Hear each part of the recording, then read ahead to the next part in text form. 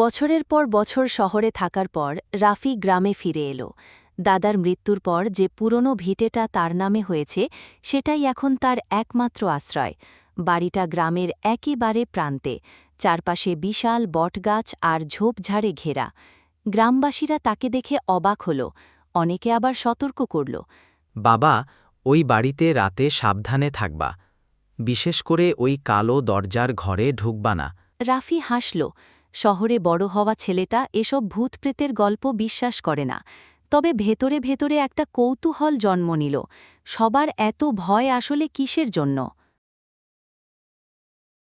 রাত তখন প্রায় 12টা। গ্রামের এক প্রাচীন বাড়িতে একা বসেছিল রাফি। ঘরে এক অদ্ভুত ঠান্ডা বাতাস ঢুকছিল। হঠাৎ করেই চোখে পড়ল ঘরের এক কোণায় কালো কাঠের দরজাটা হালকা নড়ছে, যেন ভেতর থেকে কেউ ঠেলছে। রাফি কাছে গিয়ে কড়া নাড়ল। ভেতর থেকে আস্তে একটা আওয়াজ ভেসে এলো, অনেক দেরি হয়ে গেছে, খুলে দাও। তার বুক কেঁপে উঠল। ভয় পেয়েও কৌতূহল সামলাতে পারল না। ধীরে ধীরে দরজার কপাট খুলে দিল সে। দরজা খোলার সঙ্গেই অন্ধকারের ঘূর্ণিঝড় বেরিয়ে এলো।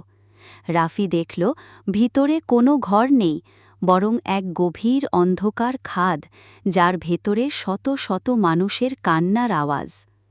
হঠাৎ ঠান্ডা এক হাত তার কাঁধে পড়ল। রাফি ঘুরে তাকাতেই বুঝল ঘরে আর কেউ নেই।